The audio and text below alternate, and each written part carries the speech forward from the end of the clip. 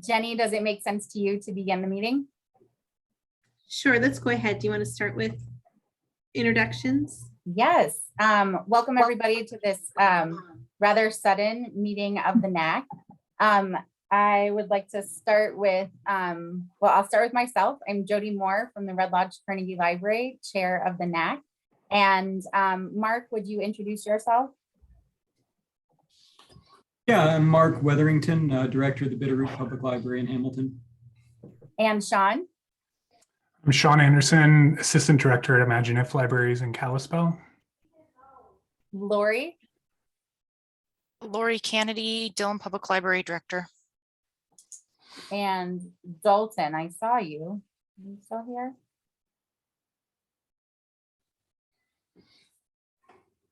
You might have jumped off. Okay. All right. Let's see. Jenny, introduce yourself. Hi, everyone. Jenny Stapp, state librarian. And Tracy? Tracy Cook, lead consulting librarian. Kara? Hey everyone, Carol Urban. Okay. Oh, Alyssa has joined us. Alyssa is our newest member of the NAC. Welcome, Alyssa. Would you please introduce yourself? Hi, yes, I'm, excuse me, Alyssa Ramirez, and I am the director at Lincoln County Library. We're so glad to have you. So Alyssa has just begun her first term. She's taking the place of Honor Bray. And then we also have Mark and Lori, who had originally been appointed to 1-year terms, who have now been reappointed to a 3-year term. So thank you everybody for rejoining or joining us for the first time. Oh, and now I see Dorlin as well. Dorlin, will you introduce yourself?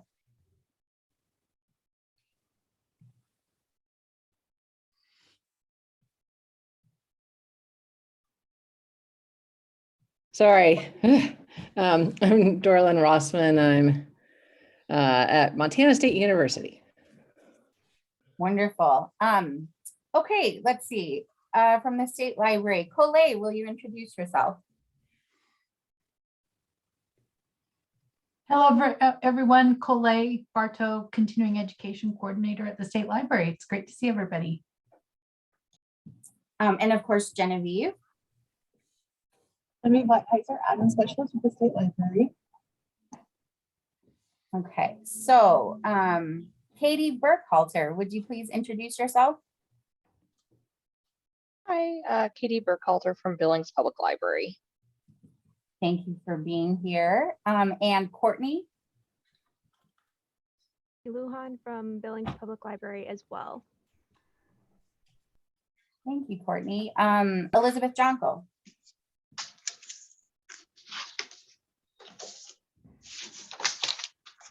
Sorry, I was muted. Elizabeth Jonko, Missoula Public Library. I'm just listening in today. Hi, everybody. Thank you. And Elizabeth Fellerer. I'm Elizabeth Fellerer with Billings Public Library. And James Parrott.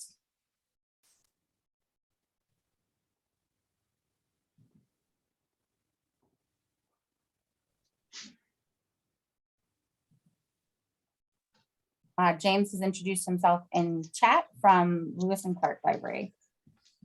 And it looks like Jana has joined us. Jana is also a member of the NAC. Would you please introduce yourself? Yes. Hi, everyone. Jana Underwood, Sheridan County Library in Plentywood. Genevieve, did I catch everybody? I think Dalton's on now. Oh, Dalton, are you back? Would you introduce yourself? Yeah, please? hi, Jody. Hi, all. This is Dalton from the Montana State Library Commission, joining from my cell phone when my laptop decides to malfunction. So we have 8 out of 9 members of the NAC, and I would like to let everybody know that Erin has had an incredible opportunity where she's been asked to step in as the interim president of the college. And so she is taking a step back from her NAC duties. She is still officially a NAC member. We really look forward to when she can come back to attending the meetings, but we're probably not going to hear from her this summer And I love Cole's facial expression that she shared. I think it's pretty impressive what she's doing. If you guys know her, send her a message of encouragement. She has somebody who will be serving in her place at the library, because I don't think she can do that role as well as the role of interim president. Jenny, did you have any other comment you wanted to make on that? Just that we're thrilled and excited for her. I know she's feeling like these are big shoes to fill, but those of us who know her and have worked with her know that she's more than capable of this opportunity for leadership for that college. So just thrilled for her. We are not going to have a designee or anyone fill her seat, with the commission's role in appointing members to the NAC. We don't feel like that's necessary or appropriate, given that we believe that this is about a 3-month time frame that we're talking about. Really excited for her. All right, let's, Jenny, if you wouldn't mind giving everybody just a brief catch up on why we are here today, and then we'll jump into that freedom to read statement. Sounds good. And I certainly encourage Dalton to share any perspective as well. The freedom to read statement was shared as a draft with the State Library Commission at their June 15th commission meeting. My impression of the discussion around the document was that there was support for the importance of having a statement in principle for freedom to read, and I'm really pleased by that. What we are bringing back to the NAC today is one recommended change, and then a point of discussion that I think is important for the NAC to weigh in on before we ask the commission to take action on this statement at their August 3rd meeting. So the first item, the first suggestion is highlighted as a comment at the end of the second paragraph. The language that's there is the language that came from State Library staff and the Network Advisory Council. Kenning had suggested deleting that language that's highlighted because those procedures are what is described in the policies and the work of the professional librarians that's already noted in the prior sentences. Some of the other commission members suggested that we leave that language as was presented, because people who are not librarians won't know that the policies and professional practices of librarians include opportunities for evaluation of selected materials. And so those commissioners felt like, as a public statement to the general public beyond the library community, keeping that language as is more clearly states the work and the process for evaluating materials. So that's the first point of discussion. The second recommendation for change was also presented by Kenning. He pointed out that freedoms aren't afforded through access to information. Freedom is a right that's afforded to all Montanans and Americans. And so this suggested language has been agreed to by the commission, but they wanted to bring that back to the NAC to make sure you were comfortable with that language. So those 2 points of discussion are what the NAC is asked to consider.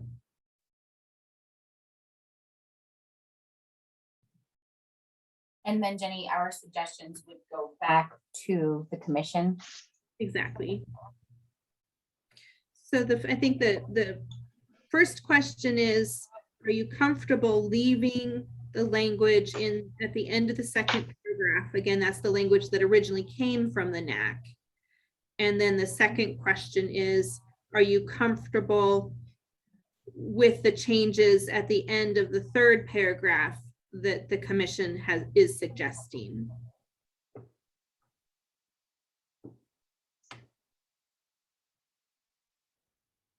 I would not be opposed to removing that sentence at the end of the second paragraph, but I really do like the rights afforded to Montanans Americans. That's definitely, that should be changed there. I agree.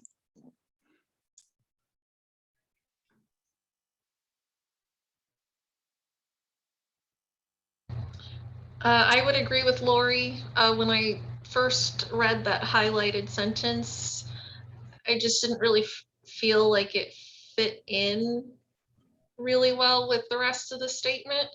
And I do agree with the change in paragraph 3.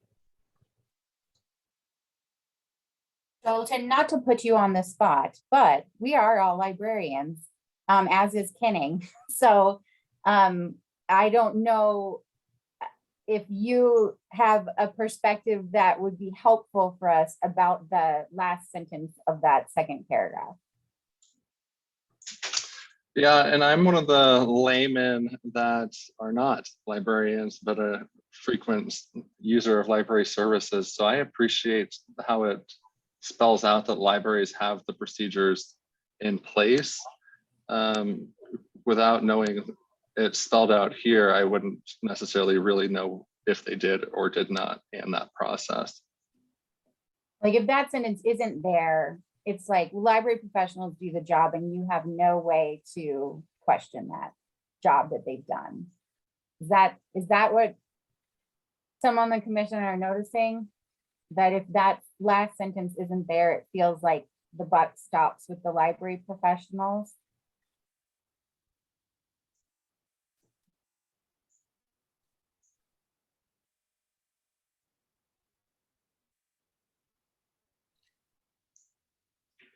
Well, but I mean, in reality, the buck doesn't necessarily just stop with the professionals.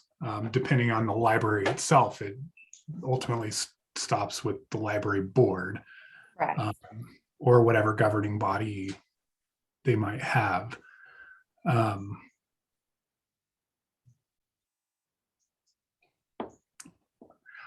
hesitant to purge that sentence.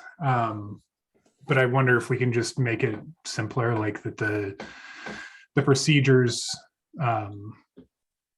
evaluation or reevaluation procedures are established by individual libraries,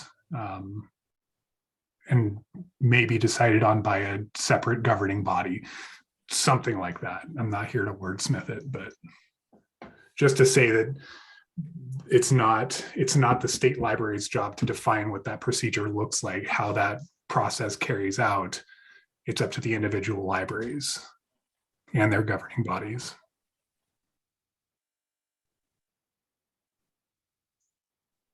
This is occurring to Jonna. me. Oh, sorry, Jonna, please go. Yeah, it feels awkward. It kind of feels like it was tacked on a little bit. I can understand the point of having it there, but it seems a little tacked on. I like Sean's suggestion of maybe changing the wording just a little bit, so it seems to fit a little bit better. It just seems a little awkward to me. But again, coming from my my viewpoint as a librarian, if we need something in there for the public in general to understand, I think that's great. But maybe we could just make it a little less awkward, like it was just kind of tacked on. Oh, by the way, we have procedures in place too. Just make it flow a little bit. What about something to the effect that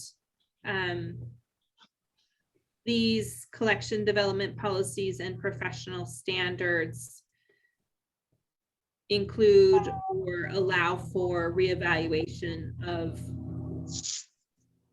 those selections?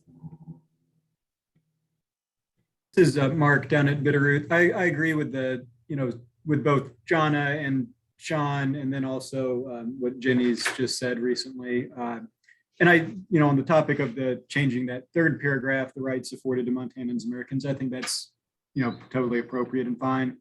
I'm wondering with this sentence, because I agree that it does seem kind of tacked on. It does seem kind of not maybe like it's exactly what we're trying to get across. And, you know, to me, the reason that this seems to be in there is to reassure people, the public, that they have a voice to some degree in the decisions that are made by their libraries. So I wonder if kind of centering that in whatever wordsmithing we do would be appropriate, to where it could be, you know, the public has an opportunity to ask the library to reevaluate if they're concerned, you know, something like that, because this is, I mean, as it should be, it's very library focused, very library centric.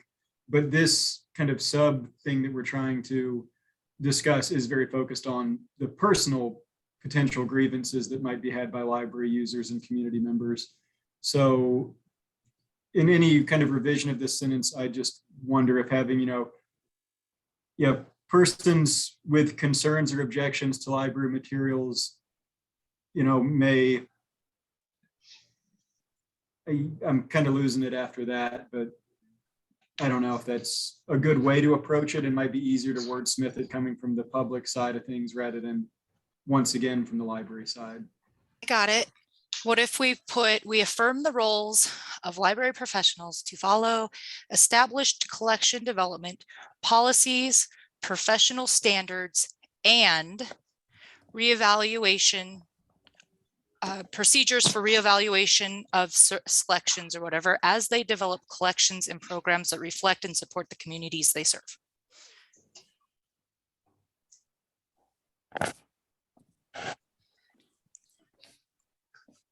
I'm not against that, Lori. But one thing that I was thinking about while Mark was talking is maybe it's just the placement of the sentence. I'm wondering if the placement almost has a better fit in the third paragraph, just to say, like, we recognize that not every book is right for every reader, period.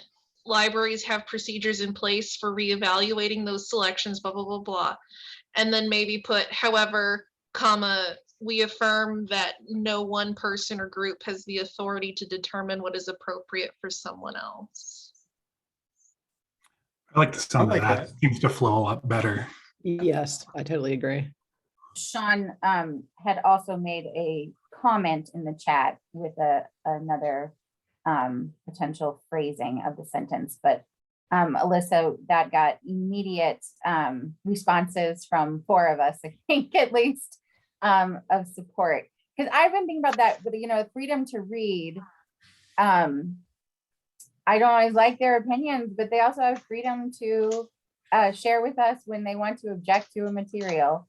So maybe that is the way to do that, is to have that be, you know, this is how we're making the choices of what's there. And then that third paragraph, not every book is right for every reader.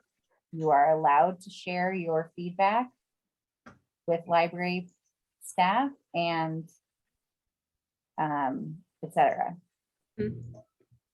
Well, and I hate to continually play this role, but practically speaking, you know, in a hostile environment, I think I can picture these words coming out of particular people's mouths that it shouldn't be the state's responsibility, the state library's responsibility to define what is most appropriate for our communities, that we should maintain a level of local control. I don't agree with like applying that so broadly to the extreme, but I think there's some truth and some value in that statement. So I think making it clear that these procedures and the reevaluation process is that element of local control that communities maintain. Mm-hmm.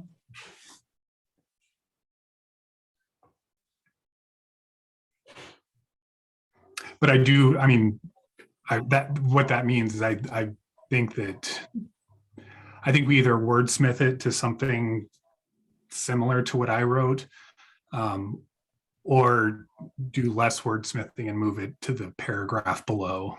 I thought that was a good change just for readability, if nothing else. So this is Jonna. I just had this thought, and sorry if this creates more problem, but the first sentence is a principle that access to information goes on from there. And then we get to the third paragraph and it indicates we recognize that every book is right for every reader. Is book too narrow? Do we need to include something like, there's videos and there's the public computer and all the other things that are available to patrons who access information at the library? Is book the right word there? I had wondered that too, but then I realized the whole document is called Freedom to Read. Now, read, we all know, means ebooks, audiobooks, and books, digital or print or physical, but it doesn't mean DVDs or information found on the internet. But it's a good question. Well, and ALA makes the distinction with a freedom to view statement that's, in my opinion, a much tighter statement than even their freedom to read statement. So, yeah, I mean, if we are going to stick to just one statement, I think we could probably, again, kind of wordsmith it and go around about what word or phrase is more appropriate than book, because I do think this should encompass a broad spectrum of the kinds of collections that libraries offer.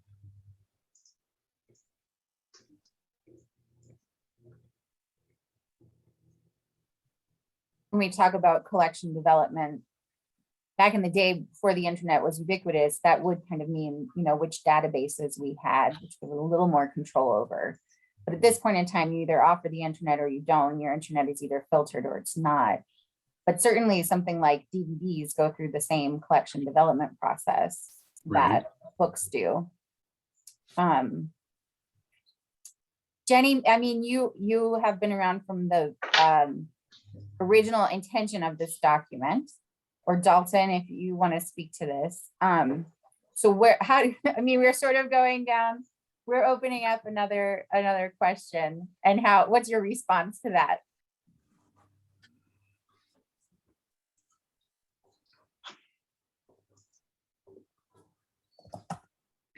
I think Jody Jenny, go ahead and I can follow up.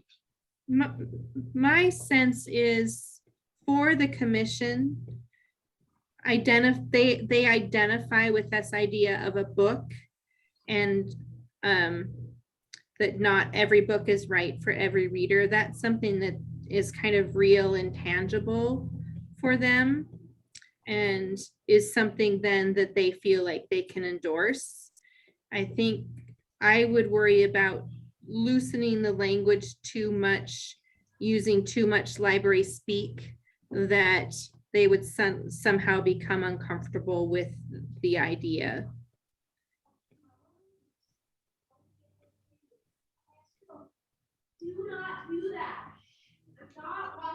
Thanks, Jenny. I agree with your statements. And I think part of, after just rereading this over and over, keeping the context there is important, but also identifying, kind of like how Sean, you were saying that yes, libraries do have control, but this letter isn't about really explaining how that control is there. It's there to support the access to read. The broader ideas, principles behind it. I personally really liked Alyssa's suggestion of pulling out that last sentence in paragraph 2 and putting it into paragraph 3. So if we could just have a general consensus, if we remove that last sentence from paragraph 2, does everybody feel good about paragraph 2? You can thumbs up or chat or speak.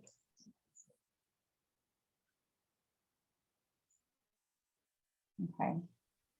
So let's do that much, Jenny. Let's officially remove that last sentence and put a check next to paragraph 2. I'd like to share something Kara has put into the chat. This statement, once finalized and approved by the commission, will inform a collection development policy for e-resources that the NAC will be asked to evaluate at a later time. All right, so the third paragraph, Alyssa's suggestion, which Alyssa, if you'd like to kind of type it up in the chat, feel free. I'm gonna try to remember it. Here it said, we recognize that not every book is right for every reader, and let's have a period there.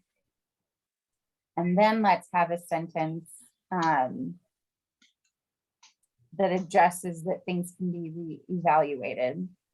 And maybe even something like what Sean had said earlier in chat, that evaluation and reconsideration of library materials is the responsibility of local library professionals and their governing bodies.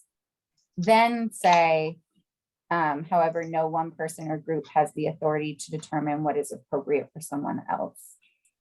Alyssa, did I come close? Yep, that's exactly what I said.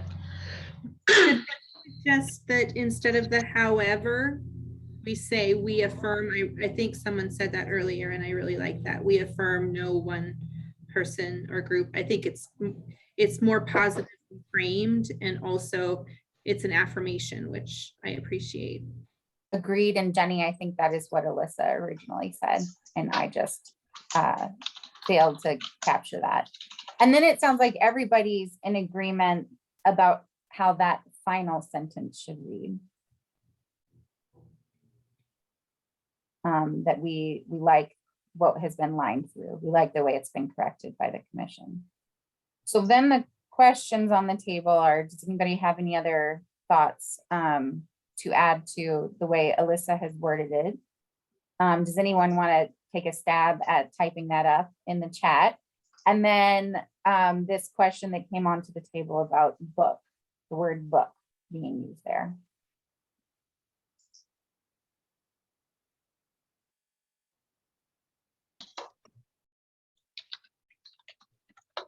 I mean, I'm fine with the word book. I feel like I can think broadly enough to know that book applies to other media beyond just physical paper books.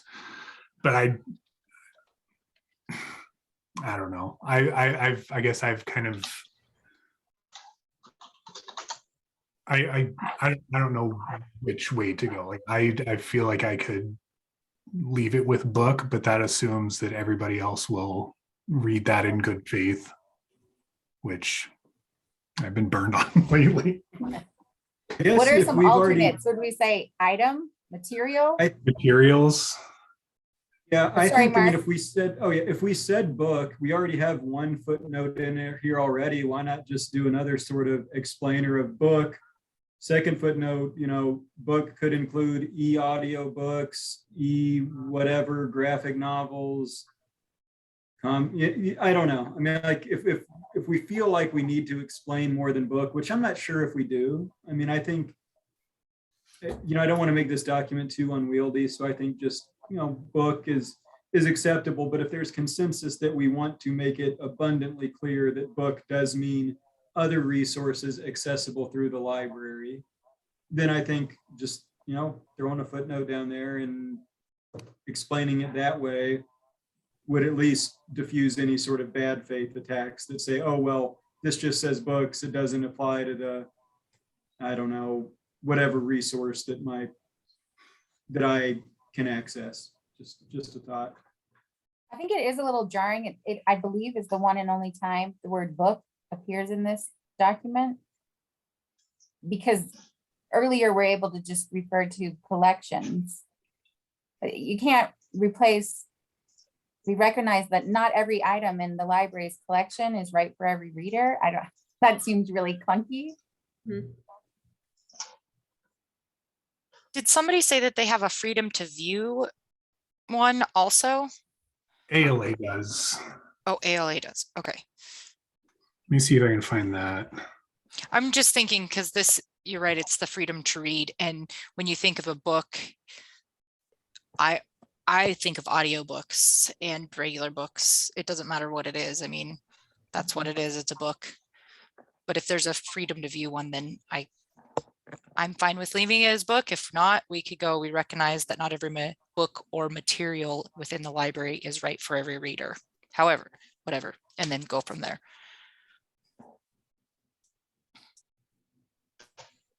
Yeah, and the word reader, I guess, excludes DVD viewing.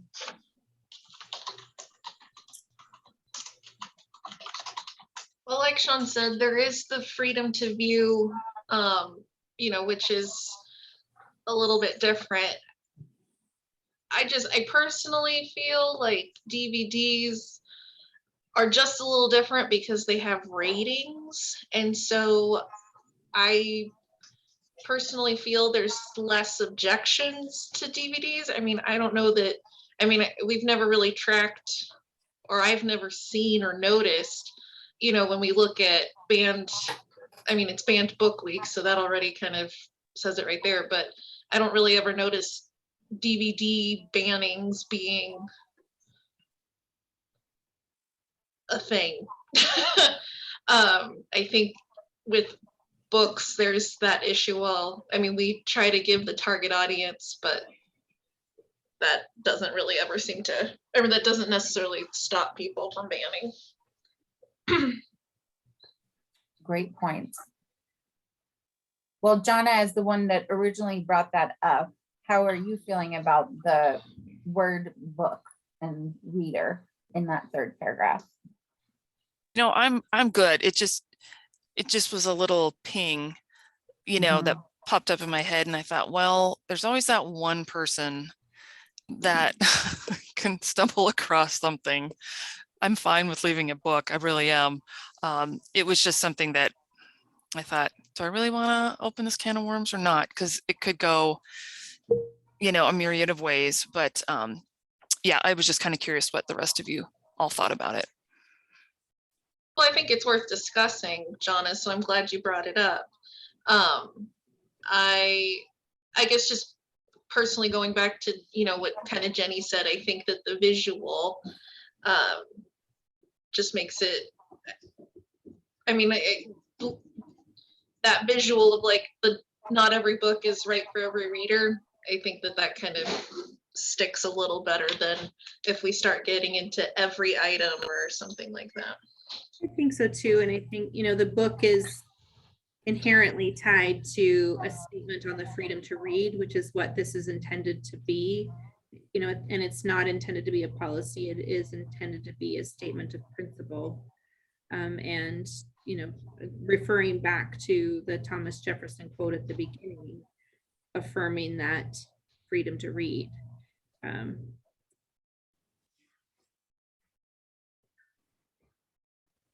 So in chat, Sean, you are suggesting a new first sentence, I believe, to the third paragraph. Is that correct?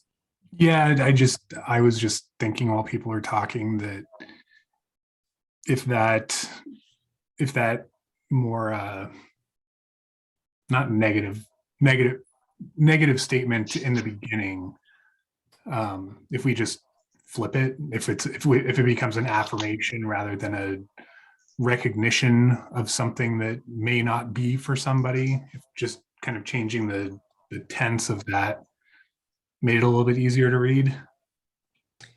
I really want to try to include that link about no one person or group has the authority to determine what is appropriate for someone else. I think he still would. That's what the ellipses are, Jenny. So the rest of it would So stay. here's a proposed, let me read it aloud. We affirm that an informed society requires the broadest access to library materials.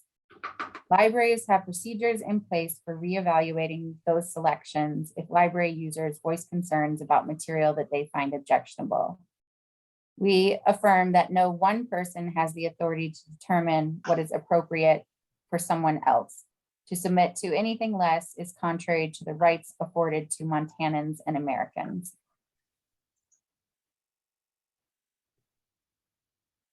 What if we pulled out that we affirm no one person or group and made that the first sentence in that paragraph. And I suggest that because I've heard commissioners say that. And so I think leading with that captures their intent. Okay. It's that point that matters to them.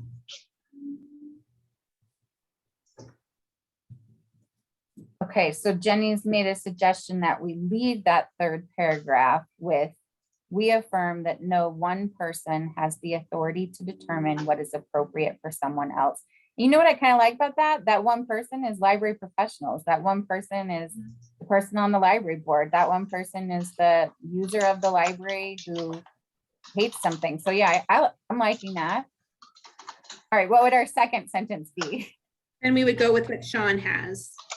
Oh, but Okay. now that we say that, Jenny, I wonder if that makes what I suggested, or even that what's existing right now is the first sentence sort of redundant.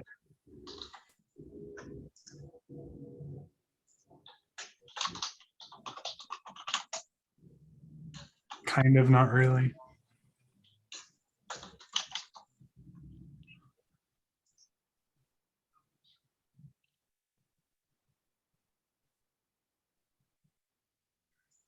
So it would read, we recognize that not every book is right for every reader.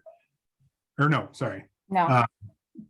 We recognize that we affirm that no one person has the authority to determine what is appropriate for someone else. Libraries have procedures in place for reevaluating those selections if library users voice concerns about materials that they find objectionable. To submit anything less is contrary to the rights afforded to Montanans and Americans. I like that. I think that sounds good.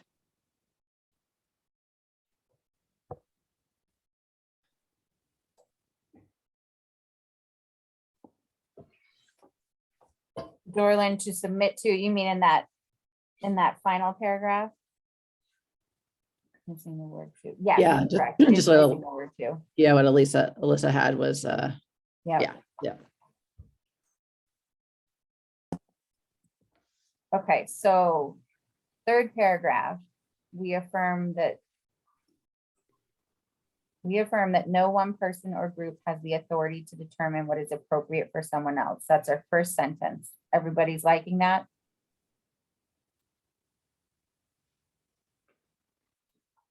Okay. Second sentence. Libraries have procedures in place for reevaluating those selections if library users voice concerns about materials that they find objectionable. And that was Alyssa on the spot, I think, throwing that together and using the bad sentence in the second paragraph that we took out. So that could be, we could work on the wording of that. Third sentence, to submit to anything less is contrary to the rights afforded to Montanans and Americans.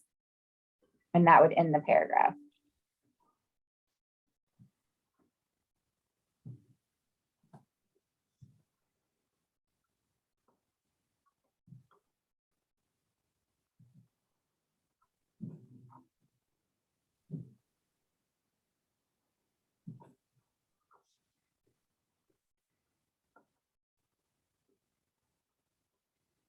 I guess my question is, have we inadvertently opened up another rabbit hole in the changes that we've made? Or does this feel like we've addressed the concerns that the commission had? And I don't know, Dalton, sorry to keep putting you.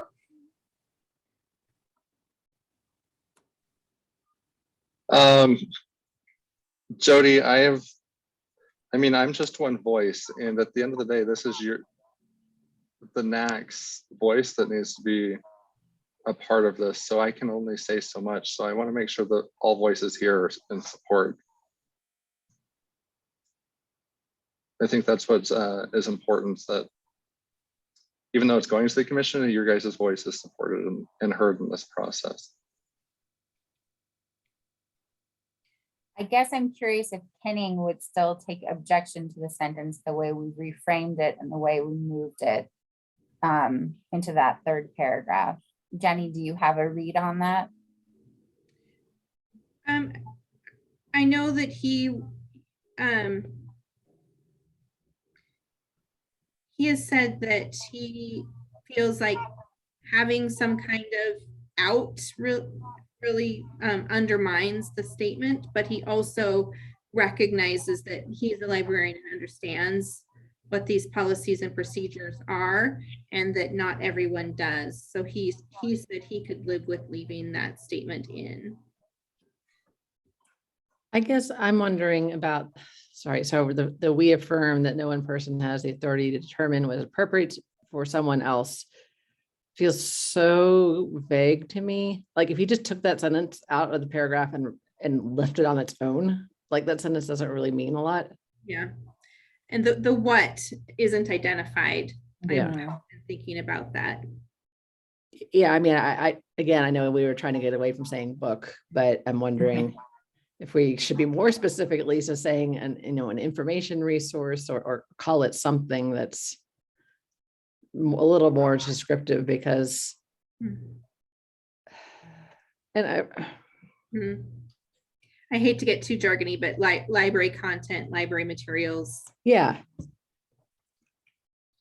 I mean, I will say though, we sometimes do determine in terms of readers advisories and things, we say this is appropriate for these ages. So I don't know. I'm criticizing that without a solution. I'm interested in what you're saying, and I'm also thinking, so the second paragraph ends with, we affirm the roles of library professionals to do their job, basically. And then the third paragraph is going to begin with, we affirm that no one person has the authority to determine what is appropriate for someone else. And I still like what that's saying. Like, I don't get to tell them what's appropriate for them, and they don't get to tell anybody else what's appropriate for them. But it almost, does it cut off the power of the affirmation of the previous sentence? Yeah. Because it's like, we affirm the library professionals can do their thing, but then you're immediately affirming that no one person, which includes the library professionals. But we don't determine what's appropriate. We would just make available a variety of resources from which they can choose appropriately for themselves. I don't think it undercuts the role of the library professionals, because we're saying that we follow an established policy that is open to public comment and is as unbiased, as we possibly can. And then we continue with that no one person has the authority to determine what is appropriate for someone else. So I think it further supports library professionals following their established policy. Okay.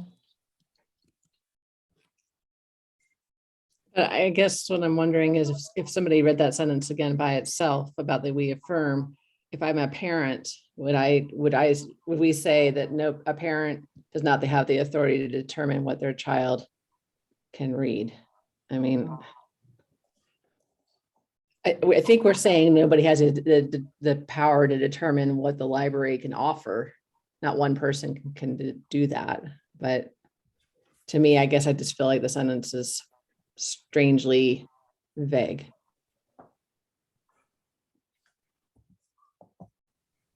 That's a But good maybe point. that's just In the original incarnation of this, you may recall that we looked at in June, there was a whole sentence about children specifically. We took that out because it didn't seem to be helping anything. But that's a good point, Dorlin.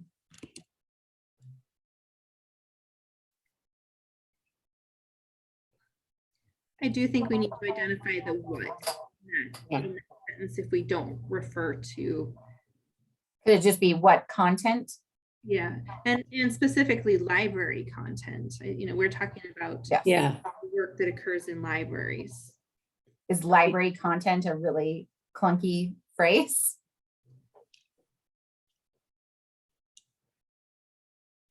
You could say library provided resources.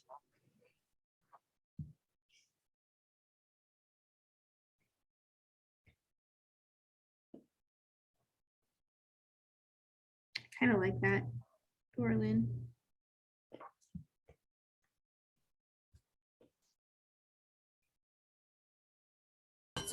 So if we define the what, we still have a couple problems that Dorlin has pointed out.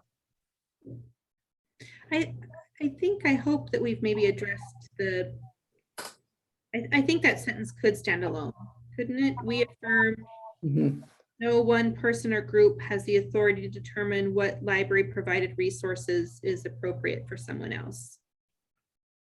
Yeah, I feel like the term, the defining the what takes out that ambiguity. Even for a parent to a child? I don't see it that way.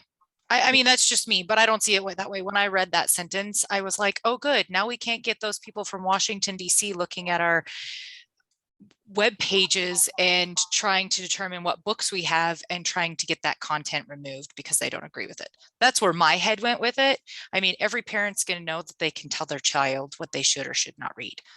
So I don't feel that that's a problem, but I read it differently. We took out the sentence about minors last time because we felt like it was an unnecessary hedge against potentially a minor's desire to choose library content that their parents may object to, but that they would have the right to view and read. I think if you have the what defined, that again, to me, resolves that issue.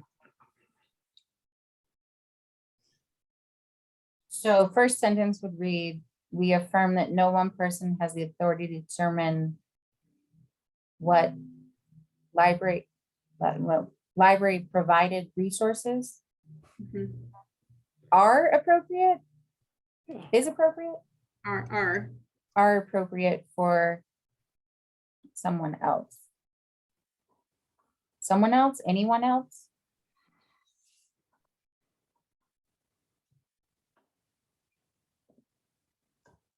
Someone else, I think. Oh, thanks, Alyssa. Alyssa's typed it up. All right, then second sentence. Libraries have procedures in place for reevaluating. Now I don't like those selections. For reevaluating library provided resources.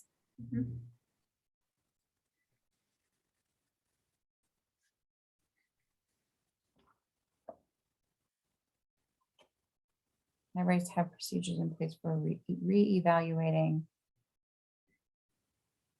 library provided resources if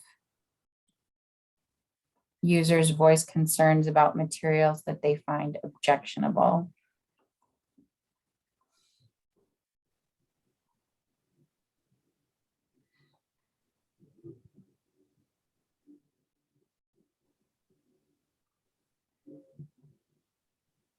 I think in the second sentence, it makes sense to stick with that library provided resources phrase, since we've just done that.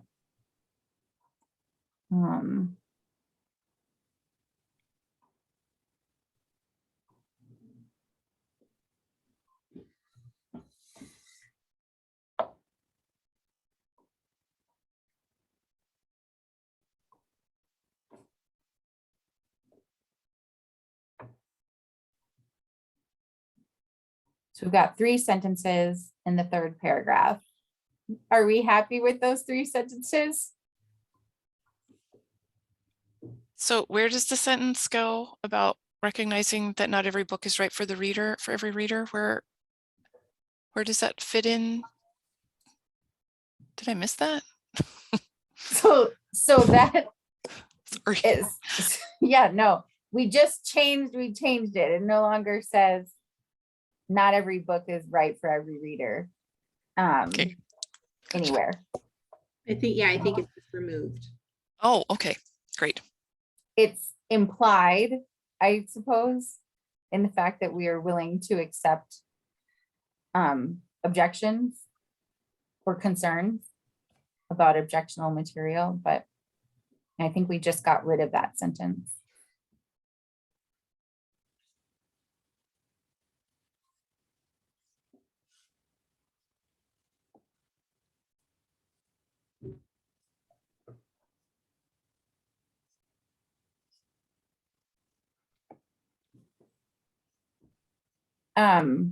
Jenny, do you want us to vote on this today, or do you think it makes sense to put out a new draft for everyone to read through cleanly? And then give a thumbs up on that. What would you like from us today? Is the NAC comfortable with a motion to endorse this statement as amended? Or do you feel like you want to see a clean version before you vote on it? I have one minor wordsmithing request. Sorry, it's so late, but just looking at it and trying to think it over. I wonder if to submit to anything less, if to allow anything less is better. I just don't really like the word submit. It just sounds sort of, and in this context, it's like, well, what are we submitting to, like some tyranny of this or that? I just think to allow anything less maybe just reads better to me, but I'm fine with it the way it is, but that jumped out at me.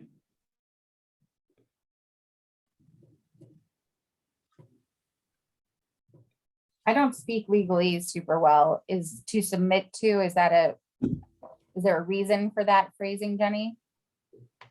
Not that I'm aware of. Sean, do you have a? No, I now that it's been pointed out, I do like allow a lot better than submit. I agree. Yep.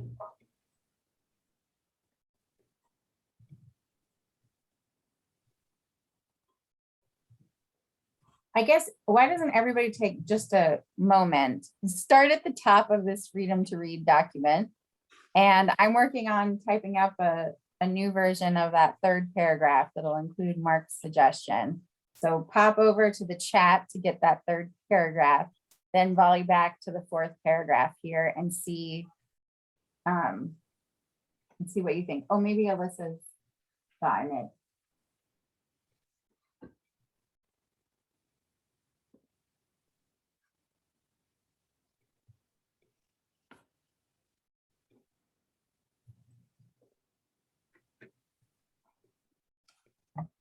I think I have it. I can share it in a Word document. That's good, Genevieve. Okay. And correct me if I don't have it. It's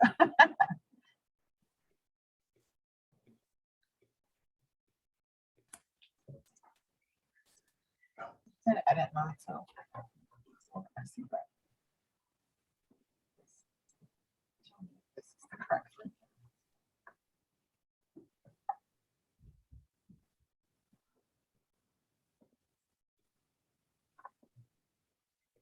Would you hyphen library provided?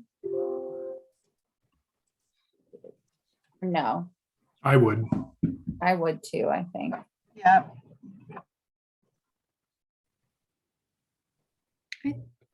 I kind of think we could take out the library provided in that second sentence. Second. And just have resources. Because we're saying that the libraries have procedures and Okay. we're talking about library users. So I think it's pretty clear that we're talking about library resources. Genevieve, can you scroll that screen back over so we can see the?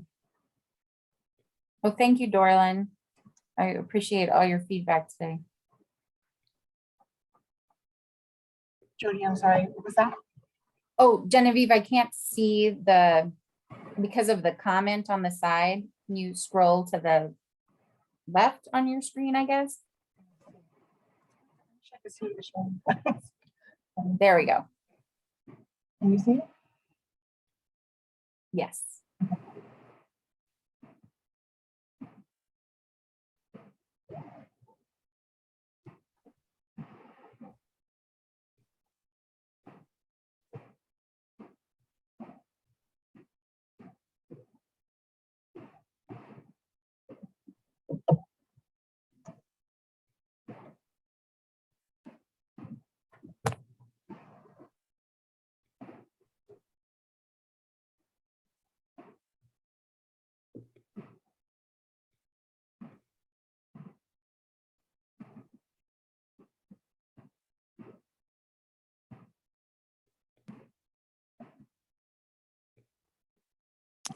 sort of reads a little bit like with having the library's procedures in place for revaluing resources, and then right after that saying to allow anything less. Looks like it's talking about the procedures in place. Does that read a little?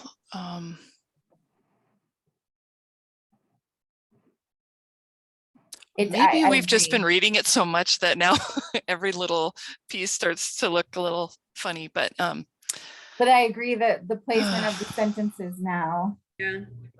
that to allow anything less is like, if libraries allowed anything less, it would be terrible. Right. Yeah. What we want that to reflect is the fact that everybody should have access to everything and nobody gets to tell anybody else what to do. Yep. So how do we fix that?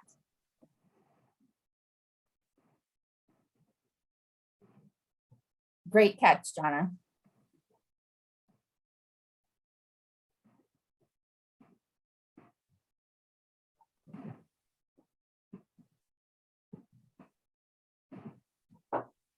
Move it to the last sentence of the second paragraph. Mm-hmm.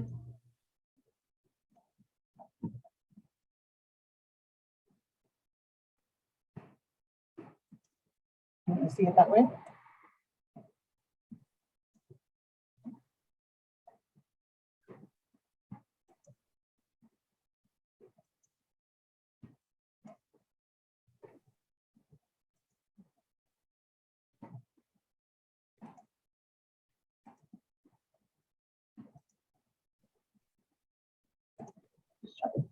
Is that easier for you guys to see? I just got rid of all that. It is easier to Okay, yeah. take So, it in.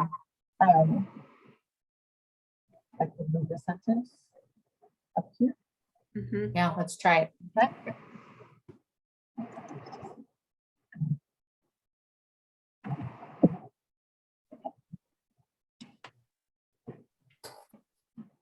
I don't think that was that the sentence you were thinking?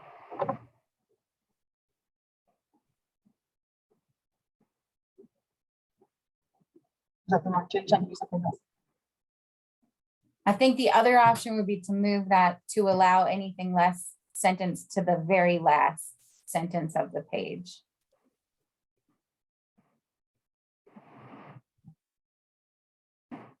Say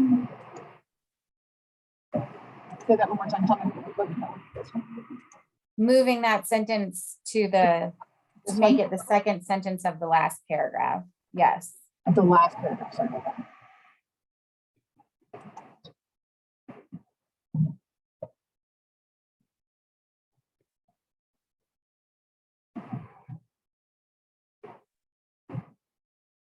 Procedures in place sentence, it makes everything awkward. Mm-hmm. It seems to me to just make it a little awkward. I know that they want it in there. Or most of the commission want it in there, but it does. We can't find a good. It seems like we can't find a good place to put it, unless, like Mark said, we could make it a footnote, perhaps. I feel like what we're trying to say is Yeah. that they have a freedom to read and they also have a freedom to share their opinions and object, right? That's what we're trying to say. Mm-hmm.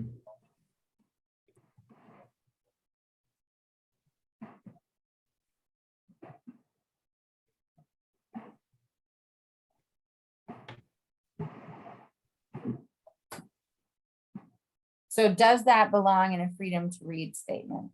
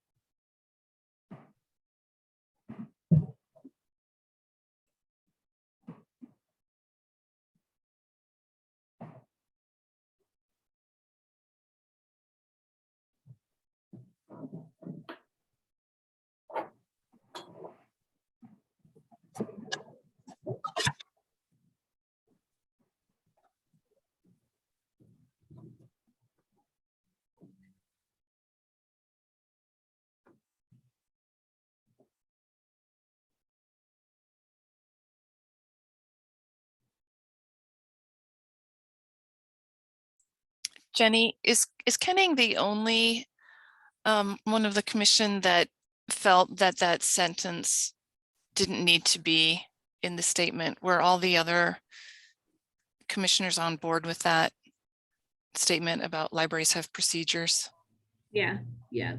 Kenning suggested they remove it, and the other commissioners, I don't know if Dalton weighed in specifically, but the other commissioners pushed back and said they felt like it should be left because it's not obvious to people that is a standard procedure for libraries.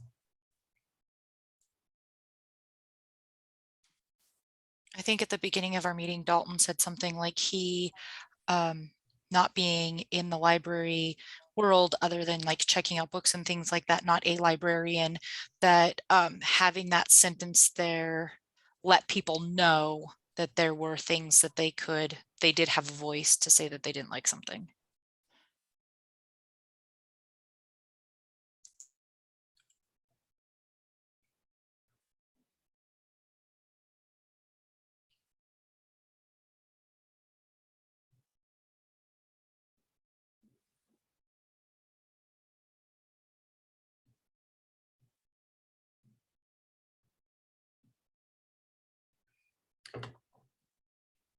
Let's see, I know we're after 2 o'clock. I don't know if people need to drop off or can hang on with us.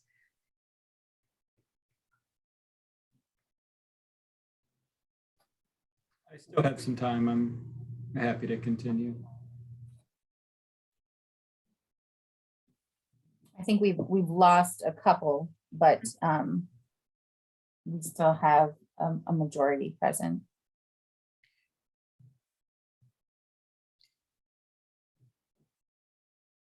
My one other thought, that role, the sentence, the last, what is now the last sentence of the second paragraph feels a little bit strange with the content of that second paragraph now. Wondering if moving it to be the last sentence of the third paragraph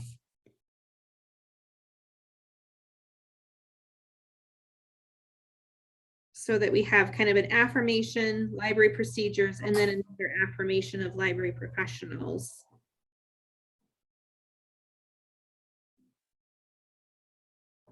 I do like that original first sentence too, Alyssa, in the third paragraph. Genevieve, can you move that last sentence of the second paragraph to be the last sentence of the third paragraph, as Jenny suggested? And then Alyssa's suggestion in chat is maybe we should bring back that original first sentence of the third paragraph, which was re-recognize that not every book is right for every reader. The reason I like that is, again, it's kind of grounding. It gives the commission something tangible. And I hope that maybe we've addressed the concern that we're talking about more than just books by referring to the library provided resources. Okay, so I have Alyssa's here, the original one. Currently, we have this one added to the end. It's not added on Alyssa's.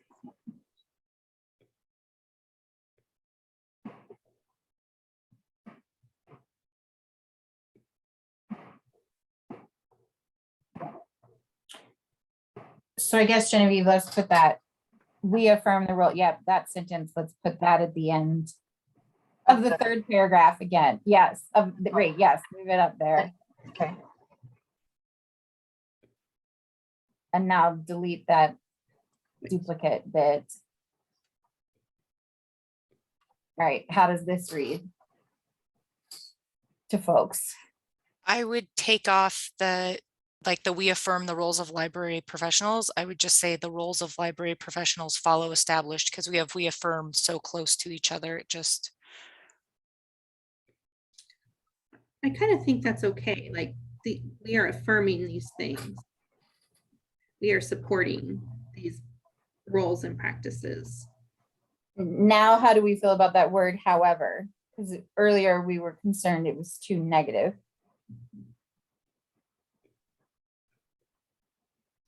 I think we should take it out. And just have that say, we affirm that no one person has the authority. Mhm. Okay.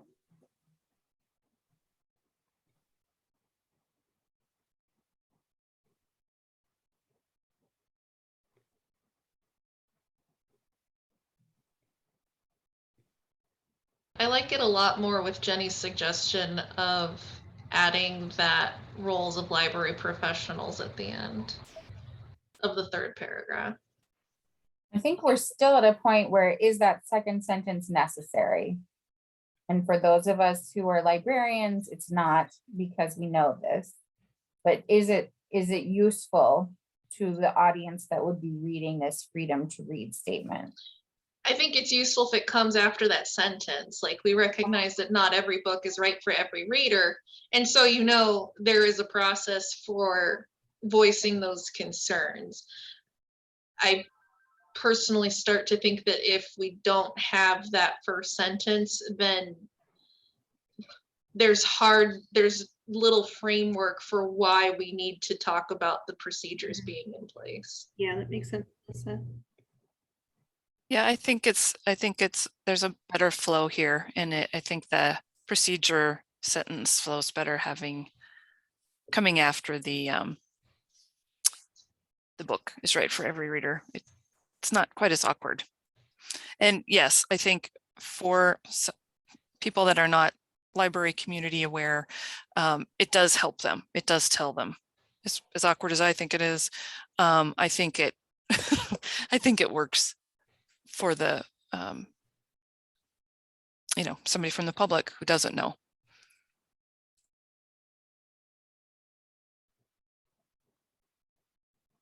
Is this a fair statement too for all libraries, or do we need to specify public libraries?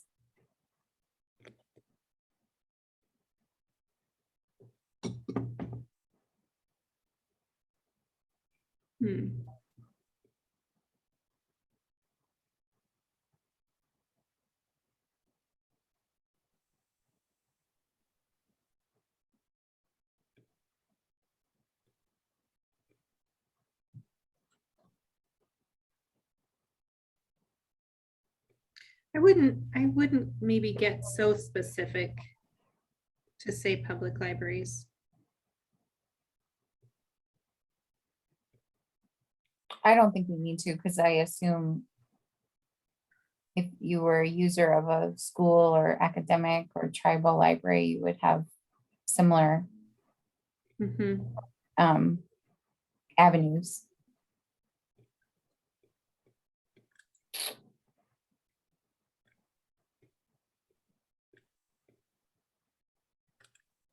Well, do we feel prepared to make a motion on this amended document?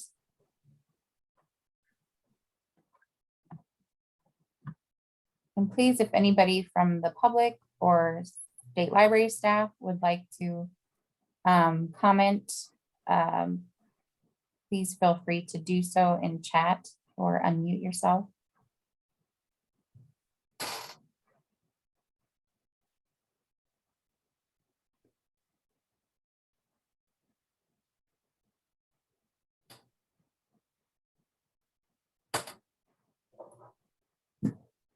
I make a motion to approve it as per the amended changes.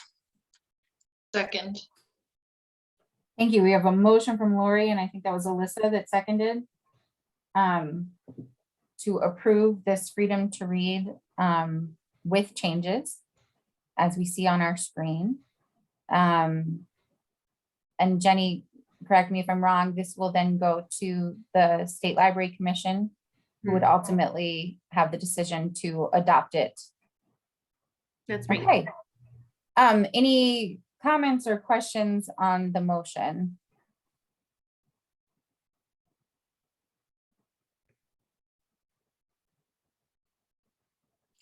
Can I make one tiny little suggestion?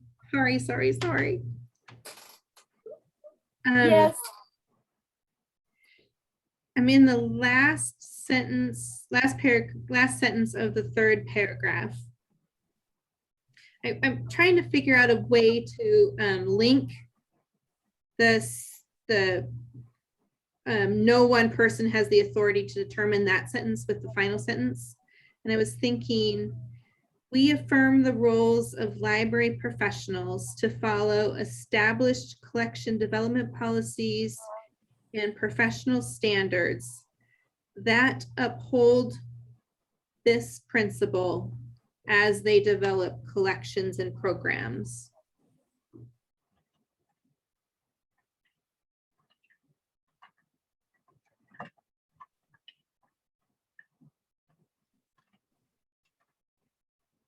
Would you get rid of that reflect and support the communities they serve? Not necessarily, I don't know.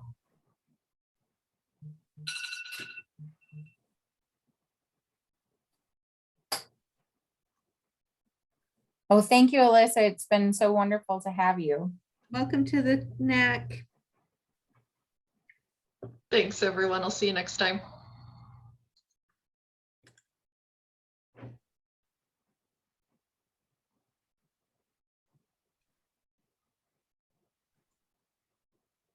Okay, who's my parliamentarians?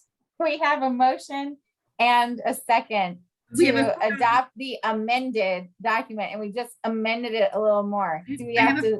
a friendly amendment. So Okay, does Lori, and I don't remember who seconded it, except Alyssa, and she's just had to leave.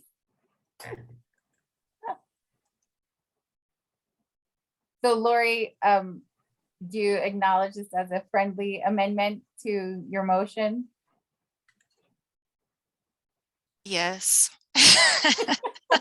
I don't hesitate on that. It just, we affirm the roles of library professionals to follow established collection development policies and professional standards that uphold this principle as they develop collections of programs that reflect and support the communities and they serve.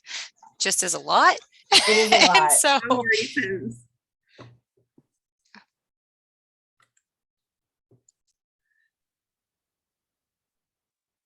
I just love the part about reflect and support the communities they serve, because I think this is so true. I think when we do our jobs well, our collections are totally different from community to community because our communities have different needs and interests. So I hate to delete that. oh no, we don't want to But it delete is that. really long. Yeah. Would it be horrible that after professionals get rid of that too? We affirm that library professionals follow established instead of to follow. I mean, are we, I don't know. But that's I know because we that's have- getting, I know It's that. because we have the roles of. So if we deleted the roles of, then we could delete to. We affirm. Yeah. Roles of what?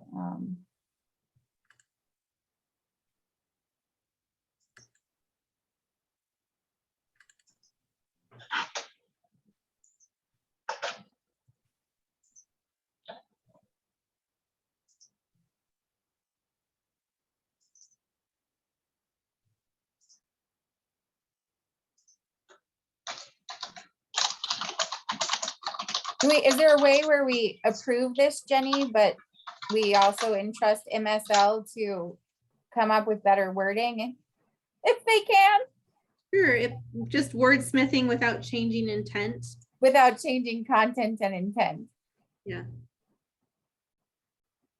I mean, I don't think it's terrible, but it is clunky-ish and long. Mm-hmm.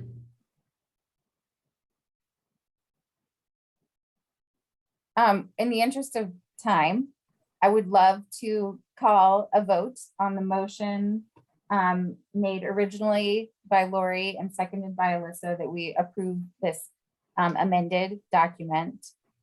And let's see. How about, you want to pop into chat? Do you want to unmute yourselves? Either way. All in favor, please say aye. Aye. Aye. Aye. Aye. Any opposed?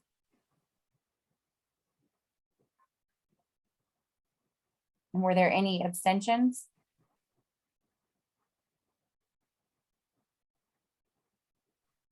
Okay, so Jenny, please do feel free to wordsmith if needed and move this document onto the commission with our approval. Thank you. Thanks, everyone. That was hard work. Don't ask a group of librarians to carefully study something unless you're ready for some. Exactly. Yeah. Jenny, I am just curious. I think probably everyone saw the news that the new proposed logo has had some controversy. Is that something that the NAC needs to weigh in on in any way?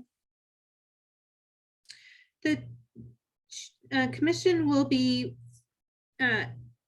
they have a special meeting scheduled for July 5th at 11 a.m. The NAC would certainly be welcome to express an opinion. That meeting is going to be held via Zoom, and the commission will be taking public comment.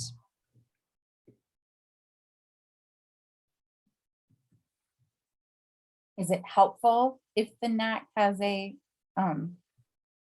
formal? I think so. Dalton says yes. Yeah, you advise the commission, so I think that would be helpful. Genevieve, do you have that logo on something that you can pop up on the screen for folks? Yeah, give me 1 sec.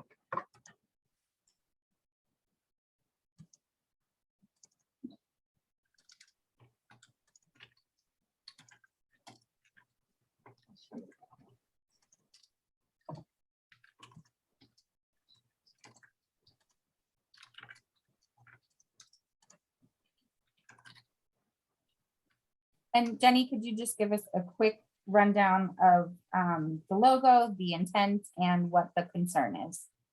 Sure. So, and again, Dalton, jump in if you have anything to add or I misstate anything. We've been working with a firm called Hoffman York for the last almost year. We've been under contract for just about a year to come up with a new logo and brand for the state library. That logo was developed after stakeholder interviews and additional feedback from users. From that stakeholder input, the firm Hoffman York developed a brand positioning statement and brand tenets that reflect the value of the state library as expressed through this stakeholder feedback. There's more documentation on the state library website for the July 5th about what those tenets are. But basically then Hoffman York took that information and with input from staff about what kinds of images we felt reflect the values and work of the state library, came up with a logo design. The hexagon shape is based on the strength of a spider web, that a spider web and its strength resonated with staff. That the hexagon is open reflects the importance of open access to information. The open portion of the hexagon forms a prism, which then refracts light into color.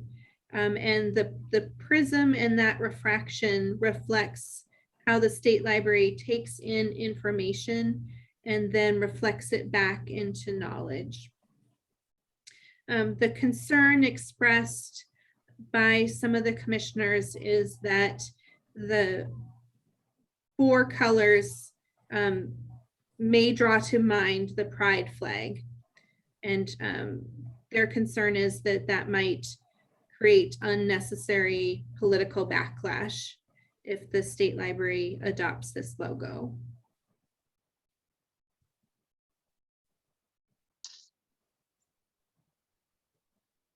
And what information were they hoping to glean by sort of putting a pause on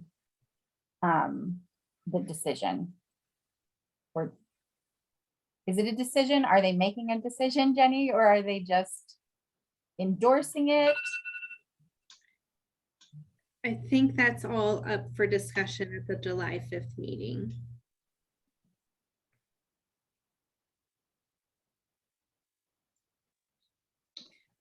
Well, based on what Jenny described, I don't see that there's any direct connection between this logo and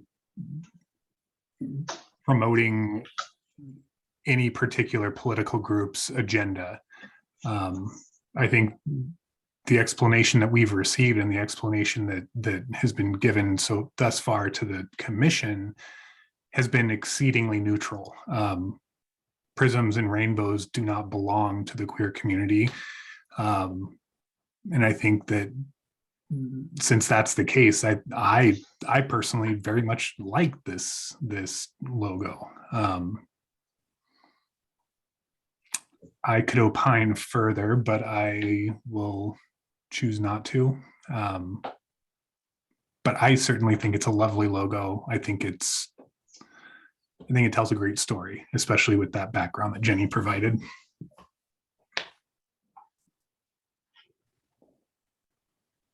I love that tagline of a greater state of knowledge. That's pretty cool. Yeah, obviously dual meaning in the value and importance we place on knowledge and informed citizenry, and also the appreciation we have for our state. Personally, I hate conflict, and so I do my best to avoid it at all costs. Which doesn't mean I compromise my beliefs. It just means I will try to foresee something and head it off at the pass. So it's so unfortunate that this has happened. But now that it's happened, it feels like you have to stand up and say these things like, come on, people, four colors doesn't make a rainbow. And even if it did, I'd be really proud to, really, if it was a subtle nod to pride. Libraries are all about being inclusive. So it's really hard to have this come up. It's politically a very challenging time to be involved in any type of political controversy. Of course, the easiest thing would be to not. But I can't do it right now. I think what Sean said was great because it focused on positives, not negatives or being defensive. If there was a way for us to make just a short, concise statement like that. Sean, did you type all that down as you said it? Of course. I suppose Genevieve has it recorded. So folks on the NAC, do you have your own opinions that you would like to add, or thoughts on whether we should have a statement lending our support to this new logo?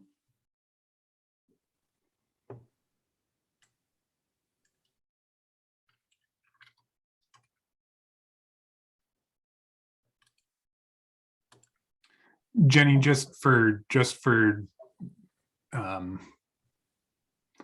posterity, I suppose, were there ever any discussions in the course of developing this new logo that we or that the state library should be more representative of the LGBTQ community, that it should offer a nod subtly or otherwise to the LGBTQ community, or to any particular political group or any other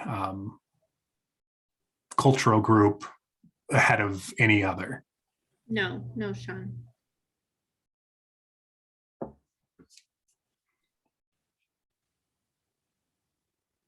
Then I think we should absolutely craft a statement in support. I'd love to include some of the language that Jenny used to describe the design language of it, that it's intended to represent open access and I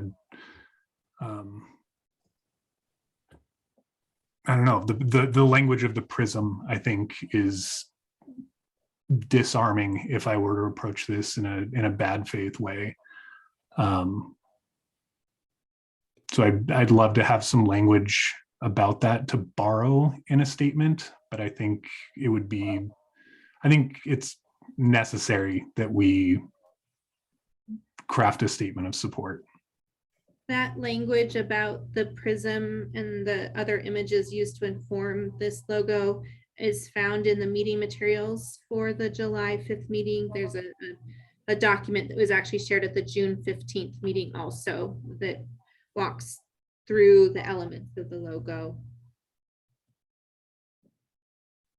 Jenny, I was on that meeting, that commission meeting, and I heard discussion from a couple of the commissioners who had concerns about it.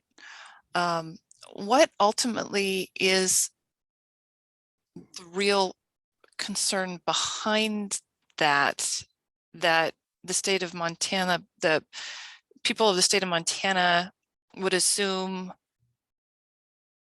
that the state library is supporting Pride? I guess I don't understand what seems like there's more of an underlying concern there, but I couldn't quite catch what that was. Are they afraid of bad negative connotation with the state library? And what would that be? I couldn't quite catch all that. Don't correct me if I'm wrong, but I think the stated concern is that we open ourselves up to unnecessary political backlash by inadvertently using these colors. I believe the terminology used by fellow Commissioner Stat was political nightmare. Mm-hmm.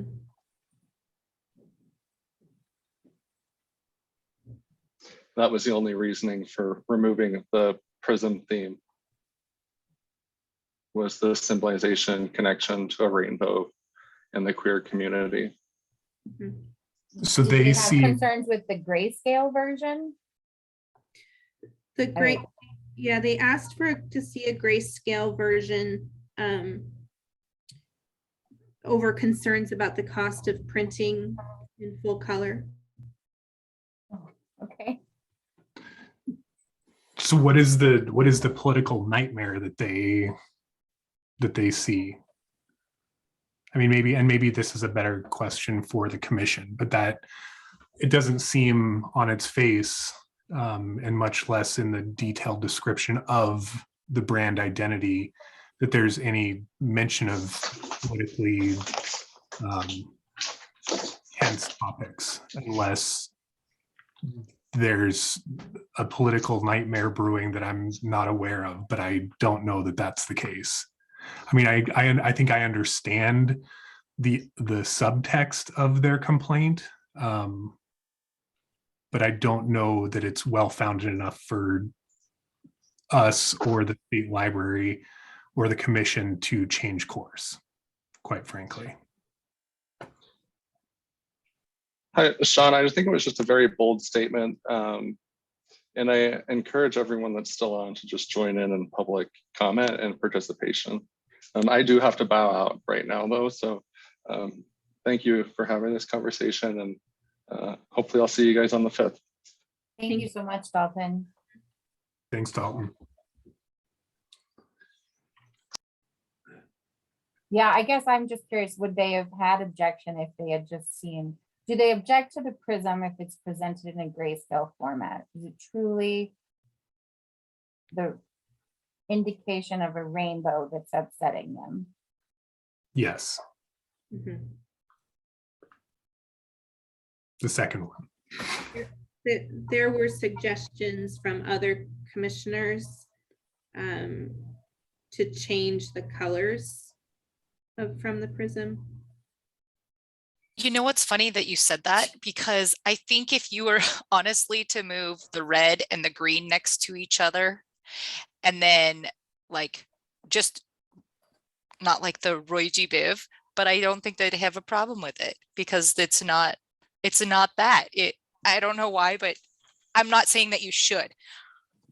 I just think that if you actually moved the green to where the yellow is, this wouldn't be considered a rainbow anymore and it wouldn't be an issue. But science. I think if it's a political nightmare, it's a self-imposed political nightmare. I have no issues with having a rainbow on something. I don't see it as a statement. This is a physical phenomenon that happens with light and prisms, and it creates a rainbow.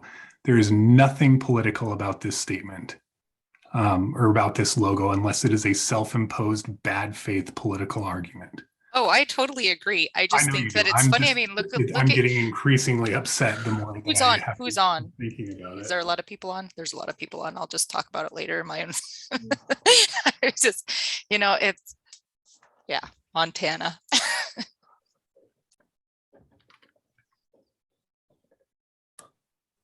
Mark, do you support the idea of a NAC statement on this topic? I'm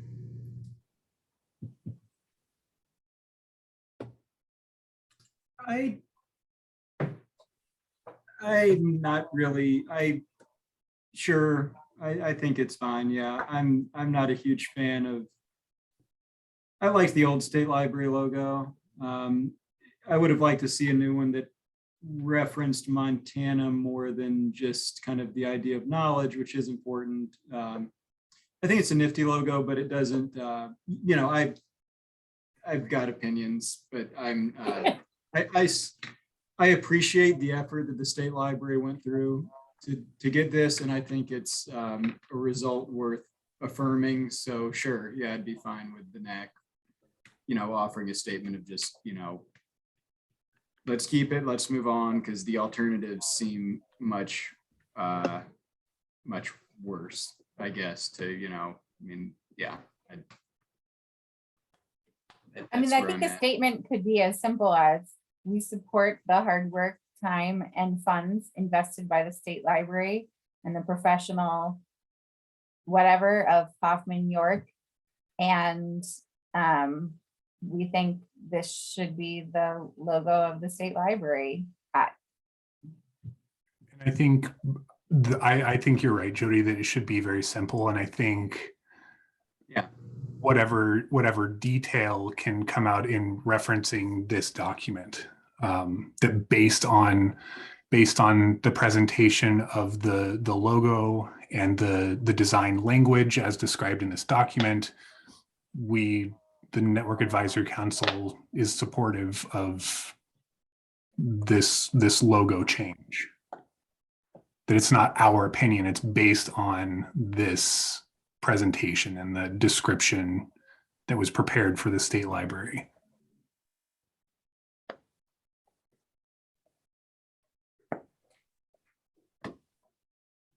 And then I think if we want to, as individuals, pop on to that meeting and speak up with more personal opinions, then we should. All right, how do we draft this statement? Does anybody feel prepared to put something together on the spot, or do we just work on having something put together? We communicate via email back and forth. We're down to 5 of us. Normally, I wouldn't mind doing it. I'm just, I'm in sort of a weird spot because I don't know that I'm even technically supposed to be on this call because I'm of my shoulder. I haven't been released to work yet, but I didn't want to miss this. So normally this is where I would step in and kick a draft to somebody else. But if somebody else can take the lead on that, I'd be happy to lend a second layer of work to it. Thank you, Sean. I appreciate that. All right. Well, why don't we not do anything on this call? Why? Because we do have a few days, and then we could involve more of our colleagues that have had to leave already, or Susie, who wasn't able to join us today. So, so let's leave it here for now, and I will start, I'll at least start the email, if not a draft of a statement, and then we'll kind of back and forth from there. Does that sound good? That sounds great. Thanks, Jody. Yeah. Thank you. Well, I do That think seems this is great. important, and it's like my nightmare because I'm a very practical person and I don't spend money unless I intend to see something through to the end. And I can only imagine what an awkward position it is with Hoffman York and for everybody on staff. And I'm so sorry that you've had to go through this. Thanks. Any other business or announcements from members of the NAC, from state library staff, or from those of the public that joined us for the meeting today?